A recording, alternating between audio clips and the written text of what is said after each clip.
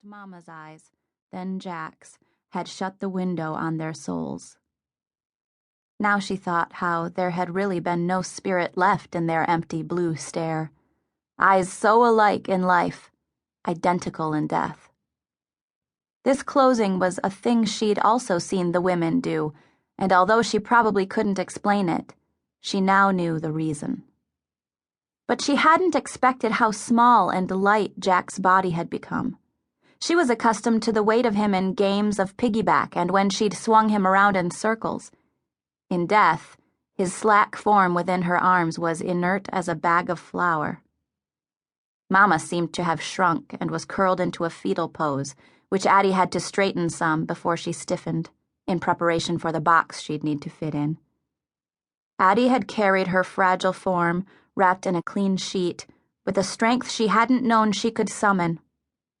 That she had obeyed Mama's wishes, not to allow a stranger's hand upon either of them, was very little consolation. She felt as if Mama and Jack were just waiting now, waiting for a proper place to rest, away from all the elements and threats of wild animals, such as that fox that sauntered by the henhouse at summer's end.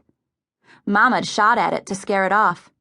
She'd only just learned to use a rifle, and Addie'd been amazed to see her, such a small, frail woman, wield it in this way, as if she'd always handled firearms. Addie thought how she couldn't have known then how soon she'd need this same skill and wished her mother had taught it to her. There were many things she now wished that she knew how to do, things she either hadn't had the patience to learn or that Mama didn't know herself or hadn't had the will or patience to teach. Even before Mama took sick, their nearest neighbor, Mrs. Tower, would sometimes come by to help her sew a dress or kill and clean a hen. And though she'd learned to weave and embroider while still a girl, she rarely encouraged Addie's awkward attempts at either. After milking Fleur and feeding the chickens, the hours of the day had hovered about her, colossal and blank, like tremendously large saucers that needed to be filled. But with what? She seemed to have lost the key to ordinary days. "I do have a plan," Addie said into the empty house. "I do. I know what has to come next." Hearing her own unwavering voice both surprised and reassured her. She went over in her mind again how tomorrow she would take her sled into town before the sun was up. She'd travel an ancient Agawam Indian trail that snaked along the fields where there'd most likely be deep morning mist, thick as sea smoke when the river froze, to shield her from the eyes of anyone awake. And soon she'd have to find how to get her letter to Father on his way to the California goldfields on the schooner Metropolis. If he knew the truth, she was certain he'd either find some way to leave this expedition that meant the world to him, or else she'd be sent to live with any stranger who'd agree to take her in. Addie'd seen it happen to another girl at school. A smart girl, too. She hardly came to lessons anymore, too busy tending someone else's house and family. Another child had been moved to a neighboring town to help care for children not much younger than himself. Recently, the ailing Mrs. Spinney, who lived just across the field, had been looking for a hired girl, and she'd relish getting one for free.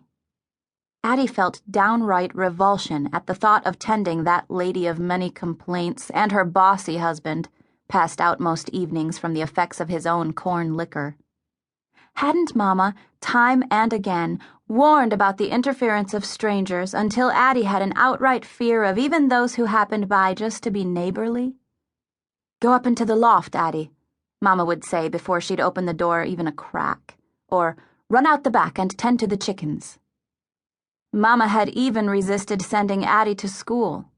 It was Mrs. Tower, her mother's only real friend, who had finally convinced her to. "Emmeline," Addie'd heard one day from the stoop where she was sitting as the two women conversed inside the house. "You've got to let the child get book learning. She's such a clever little girl. You can teach her a few," she cleared her throat, "of the homely arts. But they won't be enough for her to get on in life." Mama's low protests had been almost indistinct, but Mrs. Tower had continued. "She'll be all right. You'll see. Children are so accepting." Afterward,